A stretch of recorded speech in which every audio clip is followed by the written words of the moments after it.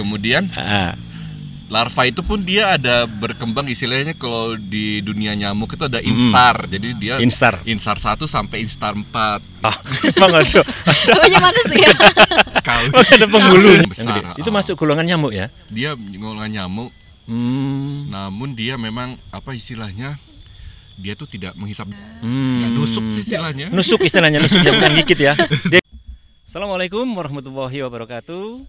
Selamat bergabung kembali bersama kami di BKS, BPT LVP Surabaya Podcast. Ya po, kabar rek? Apik ya? Insyaallah kita semua senantiasa dalam lindungan dan berkahnya, amin. Kembali bersama kami, saya Cak Didi. Kebetulan pada saat ini kami atas dasar QA dari media sosial kami akan membahas bincang-bincang santai tentang panjang umur dia. Kita bincang-bincang tentang nyamuk, oke? Karena yang kita bicarakan tentang nyamuk, kita datangkan narasumber kita yang istimewa. Beliau adalah Bapak Dr. Haji Teguh Suranta Sinulinga, bukan Haji ya, dokter hewan, Bapak Haji Suranta Sinulinga. Yang kedua Mbak Mayang Sari. Tapi bisa gini ya, sebentar Mbak Mayang ya. Kalau saya panggil biasanya gini, jadi ke nama Dedi, saya manggilnya Ded gitu. Nama Heni, saya manggilnya Hen gitu. Nama Lutfi, saya ngambilnya Lut. Gitu. Tapi kalau Mayang, saya nggak mau manggilnya itu Mai. Kenapa? Tapi iya manggilnya Yang aja ya, biar lebih biar lebih kena ya. Oke, kita mulai nih. Ya, tenang aja, biasa aja. Kita bicara tentang nyamuk. Nyamuk itu adalah makhluk ciptaan Tuhan yang mungkin sama-sama kita tahu dia citranya di dunia itu jelek banget kan.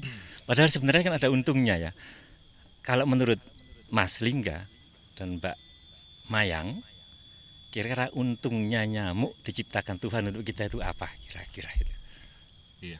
Ya. Baik, untungnya nyamuk sebenarnya nyamuk tuh seperti serangga yang lain pada umumnya ya. Oke. Jadi dia untungnya itu untuk membantu istilahnya penyerbukan di tanaman seperti bunga atau tanaman buah, seperti itu dia membantu karena memang nyamuk itu dia hidup sebenarnya makanannya itu nektar dari bunga-bunganya, bunga-bunga tersebut. Seperti itu sih untungnya. Untungnya itu ya.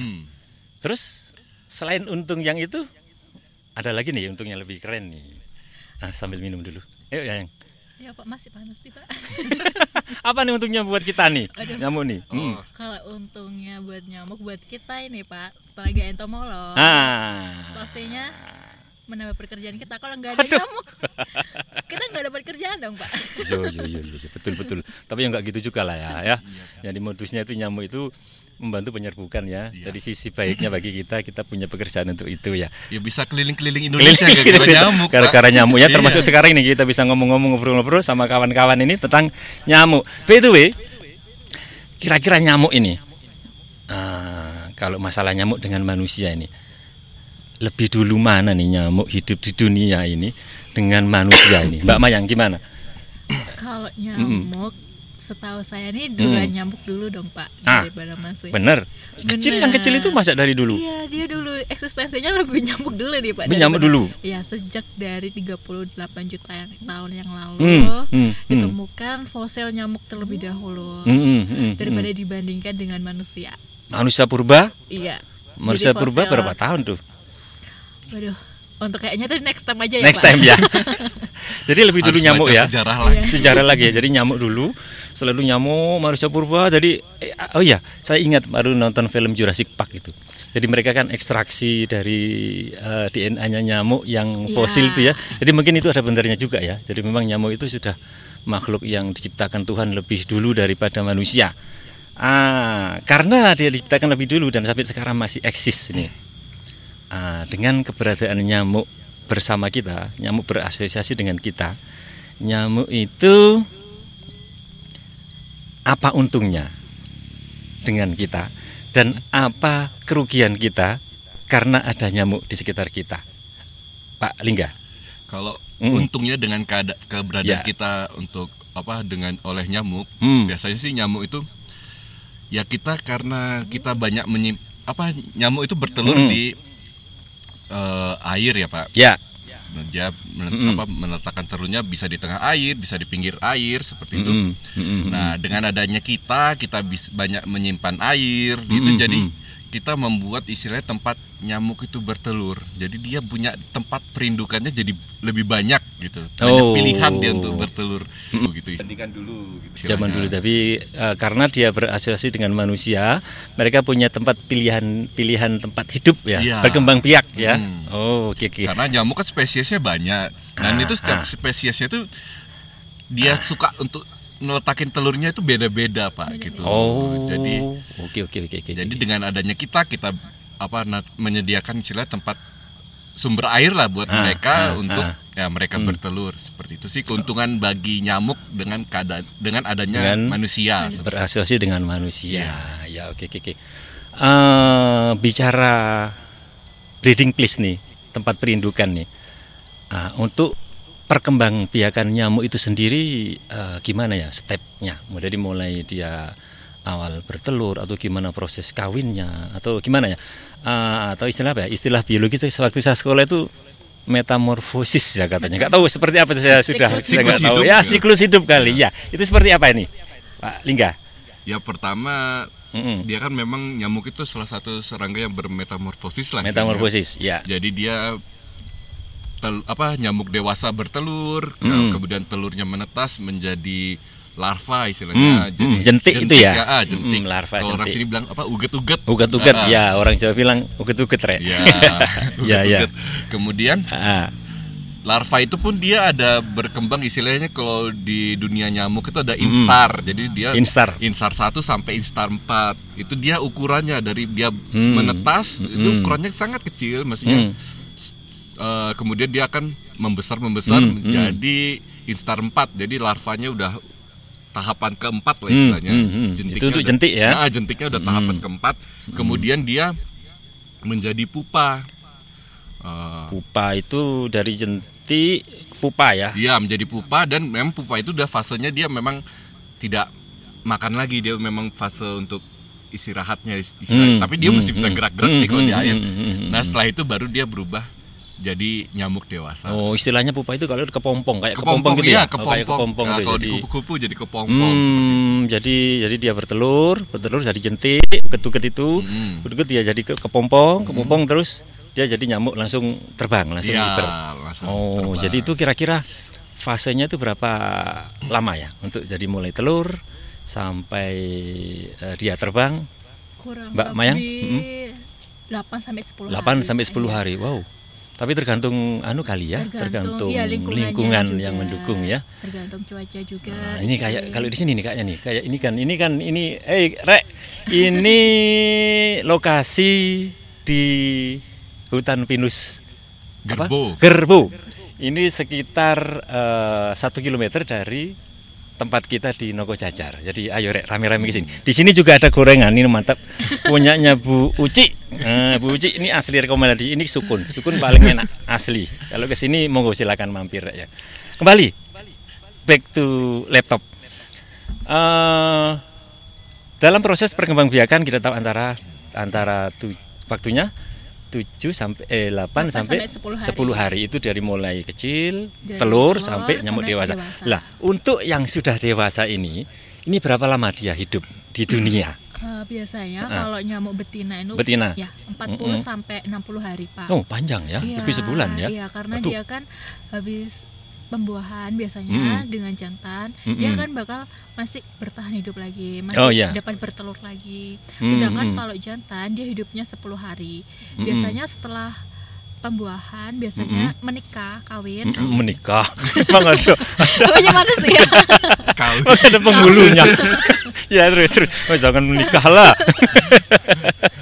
Yuk lanjut terus. Setelah kawin, nyamuk jantan ini akan mati, Pak. Kawin mati 10 hari. Setelah kawin. Kasihan banget ya 10 hari umurnya ya. Kawin langsung mati. Tapi nasi nggak bikin banyak dosa. Dia setia banget ini, Pak, nyamuk jantan ini. Kayaknya ini cowok-cowok perlu belajar dari nyamuk jantan ini. Iya, mirip aku banget lah kalau setia itu. Terus lanjut. Setelah itu kan dia akan 10 hari. Ya 10 hari ya jantannya. Sedangkan yang betina 40 sampai 60 hari. 40-60 hari, sebulan setengah ya, hampir 2 bulan. Jadi karena masa betina itu lebih panjang hidupnya karena dia ada misi, untuk meneruskan keturunannya. Generasinya. Ada generasi ya. Iya sih, tapi ya saya lihat nyamuk itu cuma satu sih yang. Tapi teman-temannya yang banyak ya. Dan itu meresahkan banget sih. Kalau bagi kita saat ini nyamuk itu meresahkan ya. Kenapa sih kalau menurut Pak Slingga nih, nyamuk itu kok meresahkan itu? Kenapa kok meresahkan? Iya. Biasanya kalau kayak gini, kalau mau musim-musim hujan ini suka ada himbauan gitu kan. Awas demam berdarah gitu kan. Iya, demam berdarah. Iya. Tadi aja barusan dengar dari radio, dari perjalanan ke sini ya. Siap-siap ini demam berdarah akan meningkat karena musim hujan. Jadi kewaspadaan ditingkatkan, meningkatkan sambil minum. Pemberantasan sarang nyamuk lah istilahnya, seperti itu, agar ya PSN ya, untuk mengurangi populasi nyamuk sehingga potensi untuk penularan itu menurun, penularan penyakit seperti penularan demam berdarah penyakit gitu. Kaitannya apa ini Mbak Mayang? Hujan sama kasus demam berdarah, khususnya terkait dengan nyamuk. Khususnya dengan nyamuk. Iya, kok hujan sama kasus demam berdarah gitu loh. Terus ada nyamuknya, kaitannya apa kaitannya itu?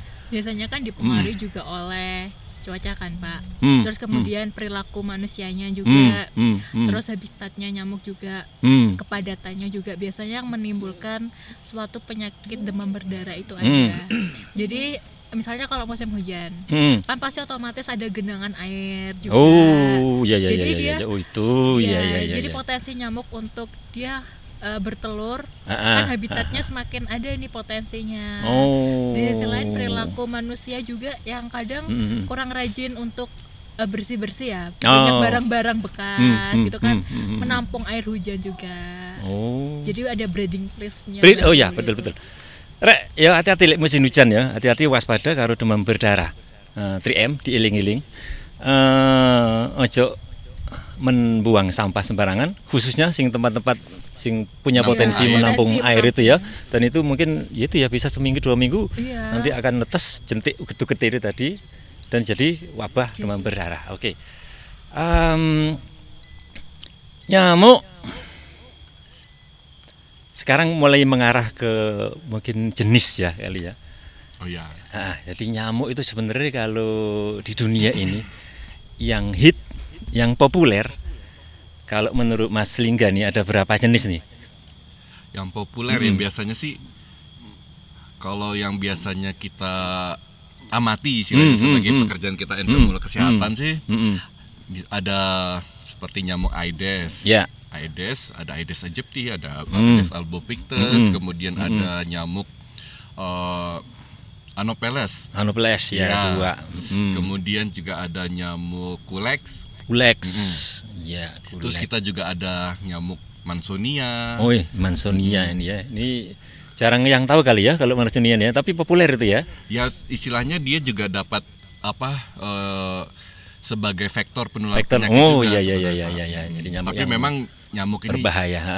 Jarang sih maksudnya ditemukan dekat dengan masyarakat gitu. Tapi ada sih potensinya seperti itu. Terus ada lagi? Armigeres ya. Armigeres ya, ada 5 jenis dari Aedes, Anopheles, Culex, Mansonia, Armigeres. Ada lagi nggak Mas? Ada yang Toxoricida. Toxor yang gede itu ya. Yang besar. Itu masuk golongan nyamuk ya? Dia golongan nyamuk. Namun dia memang istilahnya, dia tuh tidak menghisap darah malah. Nggak menghisap darah dia. Jadi nggak mengganggu manusia ya? Nggak mengganggu, justru dia kita gunakan sebagai istilahnya predator alami. Karena larvanya dari nyamuk Toxor ini bisa makan larva dari nyamuk yang lain. Jadi kayak kanibal gitu ya? Iya, kanibal sih. Kalau kanibal kan makan diri sendiri. Bukan. Dia predator lah istilahnya. Predator. Jadi jentik makan jentik. Cuman karena dia ukurannya lebih gede, jadi dia makan jentik yang lebih kecil. Masuk. Oke. Jadi nyamuknya ada sekian. Sedikit kita bergeser ya masalah pada pengendalian nih. kata orang ini nyamuk itu mustahil kalau kita hilangkan, kalau kita berantas radikal. Artinya mungkin kita hanya mampu mengeliminasi atau mungkin hanya mampu mengendalikan. Lah, beberapa cara, metode untuk pengendalian nyamuk itu sendiri apa yang biasanya dilakukan kawan-kawan ini sebagai entomolog ini? Gimana? Pengendalian Ya, pengendalian nyamuk mungkin apa ya? Mungkin dari nyamuk jenis nyamuk tertentu ya. Mungkin jenis nyamuk tertentu pengendaliannya kayak gini, nyamuk ini kayak gini. Kalau Ada spesial nggak untuk tiap jenis nyamuk cara pengendaliannya? biasanya untuk pengendaliannya kita dari habitatnya juga, ngelihat habitatnya juga. Habitat breeding place Iya, ya, breeding tempat place-nya dia. Tergantung jenis nyamuknya juga. Kalau Aedes kan biasanya di tempat yang bersih. Kalau celek di tempat yang kotor. Terus kalau Anopheles biasanya di rawa-rawa yang banyak lumutnya. Tergantung habitatnya juga biasanya kita ngelihatnya. Oh gitu ya. Jadi bisa pengendaliannya lewat tempat tinggalnya. Iya. Kita mengurangi tempat tinggal dia. Iya. Dengan cara itu tadi, misalnya kalau ada kubangan, itu kita timbun pakai pasir. Oh, jadi menghilangi genangan air. Iya, genangan airnya. Terus kalau ada lumut ya kita bersihkan rumputnya supaya nggak menjadi. Nggak gini sih. Kalau hanya genangannya cuma 1 cm atau 5 cm 3 cm mudah sih. Tapi kalau yang lakun gede itu masa kita timbun, gimana kalau itu? Itu biasanya kita pakai apa Pak Lingga? Larvasida ya Pak? Larvasida atau misalnya kita lihat di sana kalau misalnya ada biasanya nyamuk itu senang jentik itu jentik kalau nyamuk. itu dia senang sama lumut-lumut ya Pak. Lumut jadi kita alami ya yang di situ ya. Yang alami pengangkatan lumut istilahnya. Nah, jadi istilahnya pengendalian ini salah satunya ya tadi PSN, pemberantasan sarang nyamuk. Karena memang jenis nyamuk tadi spesiesnya kan beda, tempat tinggalnya istilah juga beda. Dari masing-masing jenis beda cara pengendaliannya ya. Kalau misalnya contoh kalau nyamuk Aedes yang menyebabkan demam berdarah itu kan memang dia senang di lingkungan yang dekat dengan manusia ya Pak. Jadi dari pemberantasan sarang nyamuk yang ada di lingkungan manusia. Jadi misalnya di lingkungan tempat tinggal kita, di bak mandi, menguras, atau tempat-tempat penampungan air lainnya juga kita harus usahakan misalnya bisa ditutup, kita tutup biar nyamuk tidak bisa ke situ untuk bertelur di sana. Kemudian contoh kalau nyamuk Anopheles yang dia lebih di lingkungan luar ya, lebih di alam, itu ya dengan istilahnya kalau bisa kita lingkungan, kita bisa manipulasi lingkungan. Kayak nyulap lingkungan gitu, disulap. Jadi rawa-rawa itu bisa kita timbun, kita itu jadi untuk mencegah itu nyamuk itu bertelur di sana di rawa-rawa tersebut, atau misalnya di lagun-lagun yang air sungainya tidak menyatu dengan laut, mungkin kita bisa bikin kayak selokan atau parit sehingga airnya itu mengalir terus. Nah, jadinya itu nyamuk juga tidak bisa bertelur di situ. Iya. Jadi memang dari dua model pengendalian itu sebenarnya kita lebih mudah mengendalikan yang demam berdarah ya, karena ada di sekitar kita dan biasanya volume air untuk habitat dia itu nggak terlalu gede ya. Sebenarnya lebih mudah sebenarnya ya. Manipulasi lingkungan untuk DBD, DBD itu gampang, lebih mudah sih sebenarnya. Tapi herannya kasusnya kok lebih banyak ya. Ya apa ceritanya? Sebenarnya lebih mudah pengendalian DBD itu dengan 3M ya, sebenarnya dengan 3M. Pokoknya kita disiplin konsisten dengan 3M itu insya Allah DBD aman ya. Ya biasanya selama ini kalau kita ingat 3M tuh ingatnya bak mandi ya. 3M yang 3M itu mereknya kaca mobil itu. Iya. Padahal kan ada di mana ada air di situ nyamuk bisa bertelur. Dan nyamuk Aedes itu kalau dia bertelur, telurnya itu bisa bertahan sampai 6 bulan loh Pak. 6 bulan di kering ya? Di kering. Waduh, jadi dia makanya kalau hujan itu dia kena air, dia bisa netes lagi jadi jentik. Kemudian, nah itu biasanya di tempat-tempat yang suka terlupakan ya kadang-kadang. Ya, nggak terabaikan ya istilahnya. Seperti itu kadang-kadang. Justru dia senangnya di sana. Ya.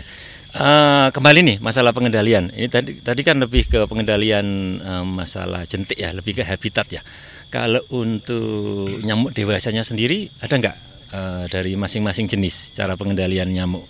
Untuk nyamuk dewasa, maksudnya bukan jentiknya. Ada sih Pak.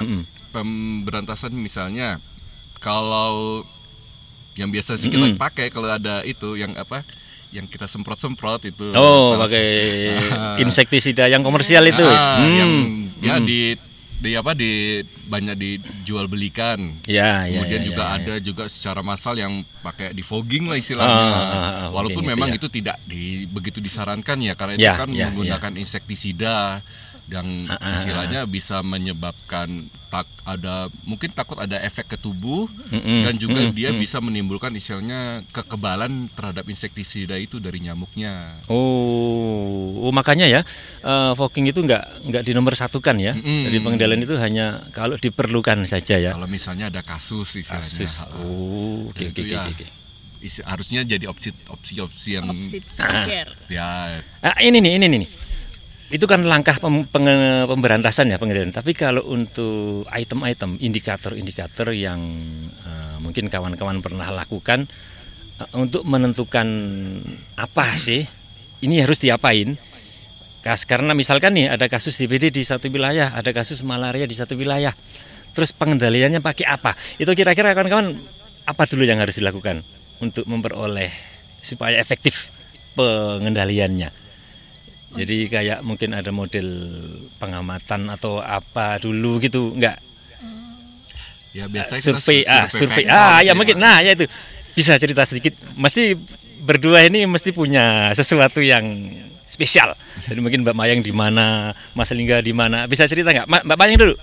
Kalau saya survei yang paling berkesan. Ya, survei. Jadi survei itu langkah untuk menentukan upaya pengendalian ya, biar pengendalian lebih tepat sasaran, lebih efektif ya. Silakan Mbak Yang.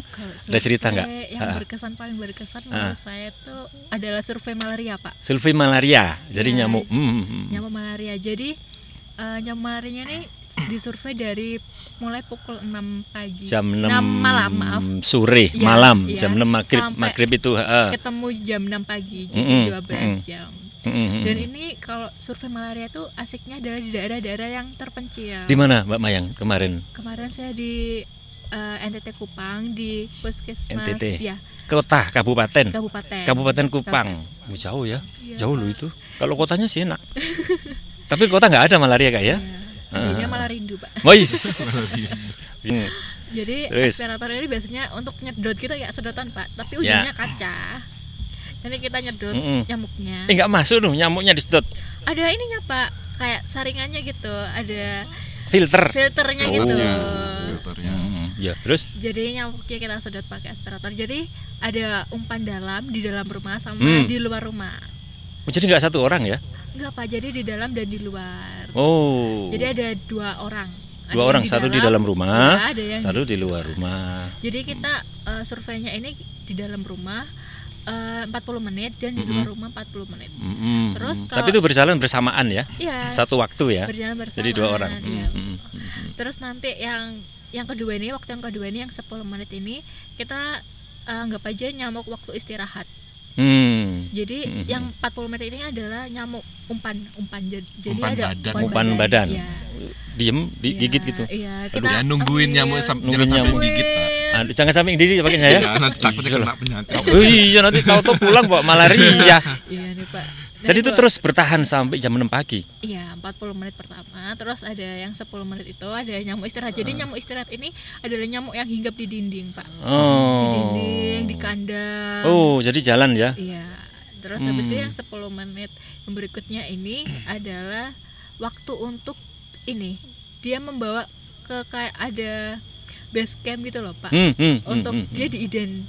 Ada petugas yang iya. Jadi kan ada transporter dari lokasi penangkapan ke tempat pos untuk identifikasi. Istilah data lah, input juga ya. Terus itu gimana nih? Orang-orang desa, orang kampung, mereka pikir ngapain nih orang ini ritual apa ini? Nggak ada pertanyaan kayak gitu. Iya ada Pak pertanyaan. Jadi mereka ngapain kok nyamuk ditangkap gitu. Jadi kita memberikan penjelasan juga dari NTT ya. Iya. Oh iyalah. Jadi memberikan penjelasan ini untuk pengendalian suatu malaria. Kami ingin mengetahui kepadatannya. Kepadatannya. Jenisnya apa? Iya. Oh artinya jadi setelah kita tahu kepadatannya itu seberapa, di jam berapa, terus nyamuknya apa aja, nanti kita bisa tentukan ya kapan kita memberantasnya tuh jam berapa atau terus kita di pengendaliannya. Pengendalian kita nggak boleh keluar jam segini gitu. Kalau Mas Liga nih katanya pernah ke Kairom, ke Papua nih. Keren banget di sana 2 minggu, hampir sebulan ya di sana. Wah, pulang-pulang badannya kurus. Ini udah kemudian lagi. Dari Papua udah sebulan. Gimana ceritanya Mas Liga? Makanannya porsi-porsinya porsi besar gede ya? semua, Pak. Tapi kok kurusan ini udah gendutan lagi. Kerja rodi soalnya. Gimana paling nggak tidur kali ya? Gimana ceritanya? Jadi ya kita kan di sana memang kita survei vektor juga ya Pak. Sebenarnya survei vektor itu untuk mengetahui adakah vektor di tempat yang kasus atau lokasi tersebut sehingga kita lihat bagaimana untuk pengendaliannya. Misalnya kalau misalnya ternyata vektornya banyak, kita bisa tentukan lah misalnya pengendaliannya seperti mungkin PSN tempat perindukannya yang bisa kita kita ubah atau kita intervensi. Ya silakan Pak. Terus kemarin ke Papua itu karena ini memang program WHO sih Pak. Jadi kita kan salah satu pengendalian dari vektor malaria adalah penggunaan kelambu berinsektisida. LLIN. Pokoknya kelambu lah ya. Kelambu berinsektisida. Dan kita meneliti nyamuk di sana itu apakah nyamuk yang nyamuk Anopheles yang untuk malaria di sana. Malaria ya? Iya, masih rentan sudah kebal terhadap insektisida yang dipakai di di kelambu berinsektisida itu. Jadi yang cari nyamuk tapi yang diuji kelambunya atau nyamuknya? Bukan nyamuknya. Nyamuknya yang insektisidanya. Iya, insektisida untuk kelambu itu termasuk untuk yang program IRS, Indoor Residu IRS itu residual spraying. Indoor residual spraying itu Pak. Nah itu kan dia menggunakan insektisida yang berbeda. Nah itu kita teliti nyamuknya di sana untuk apakah nyamuknya masih resisten atau masih rentan apa sudah resisten. Jadi beda konteks dengan Mbak Mayang tadi ya? Iya beda. Itu juga kita lakukan juga di sini maksudnya di daerah layanan BTKL Surabaya sih Pak. Kita di NTT yang biasa masih menggunakan kelambu berinsektisida sama IRS. Aku bisa bayangin berapa nyamuk itu Mas yang diambil itu? Lumayan banyak Pak. Berapa? Kita satu uji itu sekitar 200-an nyamuk untuk satu uji. Waduh. Nah, itu satu uji 200. Kita ada sekitar 3. Itu Anopheles pokoknya, Anopheles. Harusnya sih kita identifikasi per spesies, Pak. Tapi memang kita identifikasinya nanti setelah. Yang penting Anopheles gitu ya. Anopheles aja. Setengah mati itu. Iya, 200 nyamuk, 3 insektisida dan 3 lokasi lagi, Pak. Waduh. Satu inseksi 200, 3, 600 kali 1.200 itu. Waduh. Itu kan kami satu-satu pakai aspirator. Gitu. Waduh, makanya langsung kurus kan. Bener ya kan ya karena banyak ngitung nyamuk, ngitung duit sih enak. terus Mas, gimana? Nah, kalau itu sih yang insektisida. Kalau ini kan memang salah satu dari pengendalian nyamuk tadi ya Pak. Kalau misalnya kita survei vektor, misalnya ada kasus kejadian luar biasa, kasus malaria atau DBD gitu, kita ya survei vektornya di lokasi yang kasus itu Pak. Jadi kita lihat di situ adakah kayak tempat perindukannya ada nggak di situ, adakah vektornya, dan dari situ kita bisa kita lakukan intervensi untuk pengendalian kasus tersebut biar tepat sasaran ya. Termasuk kita untuk bisa menetapkan fogging atau tidak ya kita lihat dari hasil survei vektor itu juga. Harusnya seperti itu. Aku nggak kepikiran sampai segitu Mbak Mayang, sampai nggak tidur. Terus sampai Mas Lingga cari semalam 1.000 nyamuk. Aduh, gimana caranya? Pakai apa itu caranya nangkapnya? Pakai itu apa namanya? Ya aspirator tadi itu. satu-satu dipantakin gitu. Satu hisapan dapat 100 enak, cuma 10 hisapan. Kalau satu hisap dapat 1 ekor. Wah. Susahnya tuh kalau survei lagi cuacanya nggak mendukung, kayak angin, kayak hujan, itu udah nggak dapat nyamuk sama sekali. Jadi harus tunda ya. Tunda. Atau memang kita lihat tempat perindukannya dulu kalau survei itu. Seperti itu sih. Sik tak ngopi sik. Diedit nggak apa-apa ini. Bingung Mas. Oke. Rumit banget. Nggak teko, jadi wong Jawa nggak teko otakku melihat nyamuk seperti ini. Aduh, kayaknya nggak sanggup deh aku deh. Hanya orang-orang terpilih kayak mereka yang bisa. Ini coba kita kulik ya beberapa pertanyaan dari netizen, teko arek-arek penggemar medsos kita. Ini bisa Mas Lingga, bisa Mbak Mayang nanti yang jawab. Tapi saya yang pilih pertanyaannya dulu, nomor 1 ini. Yang pertama, jangan susah-susah ya Pak. Yang enteng-enteng aja. Ini untuk Mbak Mayang. Apa tuh Pak? Karena yang nanya laki-laki, makanya tak nanya Mbak Mayang. Dari Randy Bayhaki, bagaimana cara yang paling efektif memberantas nyamuk? Gimana Pak Mayang? Paling efektif. Jadi sebenarnya nyamuk itu nggak diberantas sih Pak, tapi dikendalikan. Iya, dikendalikan ya. Sebenarnya kita. Jadi kita tadi mengetahui pola hidup nyamuk, bagaimana mengetahui dia tadi daur hidupnya gimana, 8 sampai 10 hari. Kan kalau misalnya kita udah tahu unsur hidup pola hidupnya nyamuk, kita pasti bakal tahu memberantasnya nih jangan lebih dari sampai 7 hari atau kurang dari 8 hari seharusnya. Menyikat bak mandi juga kan nggak boleh lebih dari 7 hari biar nyamuk itu nggak berkembang. Terus artinya siklus hidupnya terputus ya. Terus habis itu intinya jangan memberikan peluang nyamuk untuk menyelesaikan siklus hidupnya. Jadi kita putus di tengah-tengah. Tahu habitatnya juga gimana. Terus kalau udah tahu gitu, melihat iklim juga. Kalau misalnya cuaca curah hujan kayak gini, yang tinggi ya berarti sering bersih-bersih halaman. Bersih-bersih. Pokoknya tempat-tempat yang potensi penampungan air itu kita eliminir. Eliminasi. PSN istilahnya itu paling tepat ya. Itu paling tepat. 3M-nya jangan lupa Pak. 3M menutup, mengubur, menguras, nutup, ngubur, nguras. Enteng banget ya. Kalau di kota mungkin mengubur udah nggak zaman ya? Iya, nggak zaman. Nggak ada lahan. Mendaur ulang. Ganti mendaur ulang. Jual lagi ya. Ada rombengan banyak kok ya. Lagi ya, lanjut ya.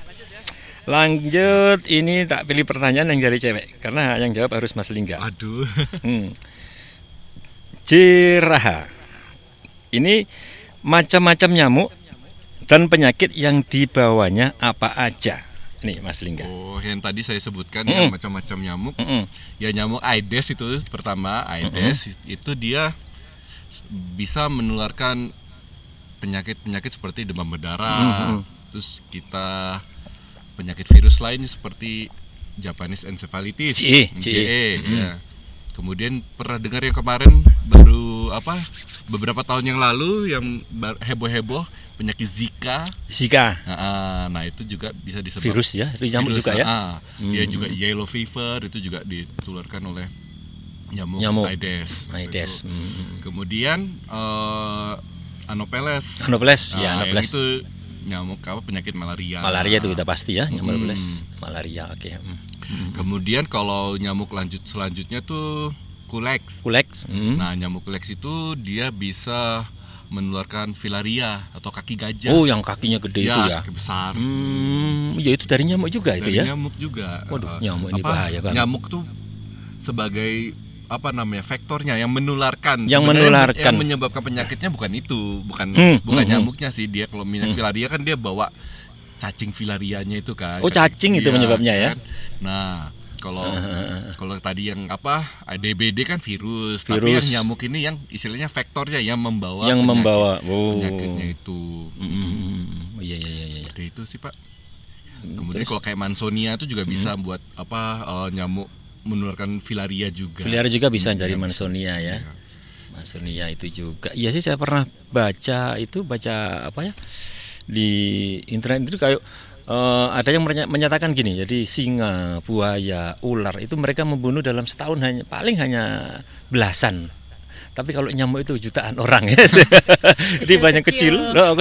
Jadi singa itu paling menerkam orang paling setahun sekali kalau ada. Itu pun kecelakaan ya. Ular kegigit paling dikit ya. Tapi kalau nyamuk ya, banyak kecil itu justru memberikan efek yang lebih gede pada manusia. Saya baru kena demam berdarah kemarin rasanya. Nah, gimana?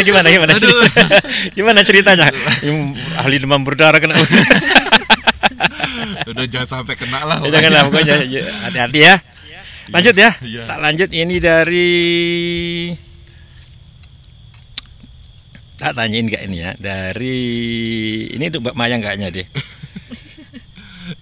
Nyamuk itu singkatannya apa nih Kak Mayang? Aduh. Nyamuk itu singkatannya apa nih Kak Mayang? Nyamuk itu nyariin kamu kayaknya deh. Nyariin kamu Kak. Nyariin kamu Kak.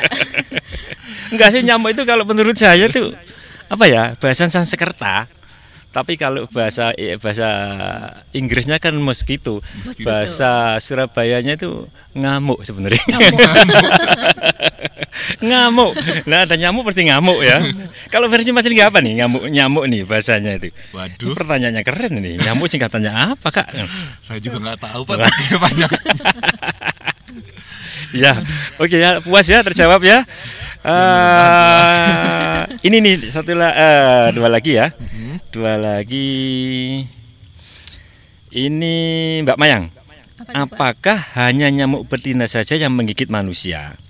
Apakah nyamuk jantan tidak menggigit? Jadi yang menggigit manusia itu memang nyamuk betina aja Pak. Karena nyamuk betina itu sebenarnya membutuhkan darah. Di dalam darah ada protein yaitu albumin yang digunakan untuk pematangan telur nyamuk dari betina. Oh, jadi nyamuk betina ya? Iya, kalau nyamuk jantan biasanya makan serbuk sari dari bunga gitu. Oh, jadi dia nggak gigit? Iya, nggak gigit. Nggak gigit, gigit cuman nggak gigit manusia ya?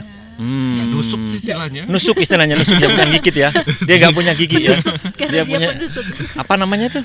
Proboscis. Proboscis. Oh ya, proboscis ya, nusuk ya. Jadi dia nggak gigit ya. Jadi yang jantan dia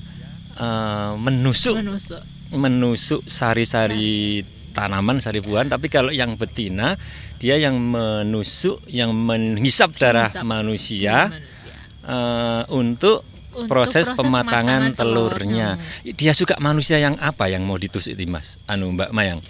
Biasanya ciri-ciri orang yang ini ya Pak. Yang suka nyamuk.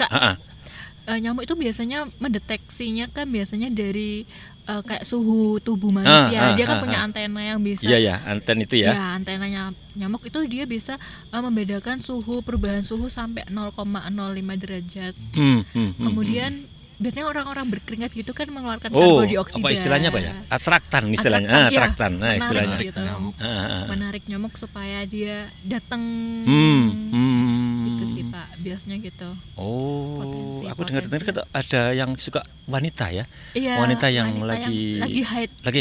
Dia bau atraktannya tinggi ya. Jadi kecenderungan bagi wanita-wanita yang wayai, yang itu potensi sangat disuka nyamuk. Jadi yang wayahe itu ya, itu harusnya lebih prepare dengan gigitan nyamuk ya. Lagi ya, lanjut. Sekali lagi buat Mas Lingga ini. Aduh. Nah, sebentar. Udah ditodong gini udah langsung. Dikit lagi. Hujannya. Nanti langsung masuk tenda kita Pak. Ini nih gimana nih? Bagaimana cara sterilisasi nyamuk jantan? Apa ini sterilisasi nyamuk jantan ini? Iya, maksudnya gimana? Apa ini ya? Dikebiri gitu ya jantan. Iya karya apa ya kok disterilisasi nyamuk jantan? Kok nggak yang betina yang disteril? Kok yang jantan ini maksudnya apa ini? Ada sih memang kayak saya juga belum pernah tahu pasti ya, kita juga nggak pernah ngelakuin ini penelitian kayak perubahan genetik gitu sih Pak Musin. Jadi istilahnya kayak nyamuk itu dirubah supaya dia istilahnya nyamuknya mandul. Jadi istilahnya jantan. Jadi dia membuahi betina tapi betinanya nggak bertelur istilahnya gitu. Seperti itu sih yang saya paham. Saya juga kurang tahu pasti sih gitu, karena kita selama ini juga nggak ngelakuin itu sih. Oh, belum ya? Itu memang mungkin masih skala penelitian. Iya. Jadi sterilisasi nyamuk jantan itu kayak KB gitu ya? Iya, kayak di KB mungkin prosesnya bisa kayak dikasih mungkin perubahan secara genetik, diradiasi atau diapain tuh jadi jantannya itu mandul lah istilahnya. Oh, jadi buat mandul ya. Ada tambahan Mbak Maya? Mungkin ini ya Pak, kalau misalnya mandulnya itu dari telurnya. Jadi telurnya. Ya, jadi dia itu telurnya kopong nanti. Oh, dari fertil ya. Dia nggak terbuat, nggak ada isinya. Jadi dia nggak akan jadi jentik nanti. Karena kopong itu tadi. Terus diapain? Sterilisasinya itu, proses sterilisasinya pakai apa itu? Sterilisasinya biasanya jantannya itu pakai sinar gamma sih Pak. Oh, kayak hulek gitu, film hulek gitu. Enggak tambah gede itu. Beda Pak. Beda ya. Oh, jadi diradiasi kayak perubahan genetik gitu ya. Jadi perubahan ya secara genetik gitu untuk supaya tadi jadi dia membuahi betina. Betinanya nggak bisa melahirkan lah istilahnya. Kalaupun bertelur, tapi telurnya nggak bisa netes ya. Nggak bisa netes. Oh, jadi gitu ya. Karena saya tahu maksudnya kok aneh banget di pertanyaan kok sterilisasi nyamuk. Ternyata maksudnya gitu. Jadi ini adalah bagian dari upaya pengendalian nyamuk ya. Oke. Tapi masih skala penelitian ya, skala penelitiannya. Skala penelitian juga. Kayaknya di 45 menit ini ya. Mungkin pesan-pesan dari berdua sesuatu untuk disampaikan ke arek-arek tentang nyamuk. Ya, nyamuk itu kecil-kecil mematikan istilahnya. Jadi ya jangan melihara nyamuk di rumah, di lingkungan sekitar istilahnya. Jadi rajin-rajin memberantas sarang nyamuk. Itu sih pesan dari saya. Enteng ya, gampang ya. Prakteknya tapi nih. Prakteknya yang susah ya.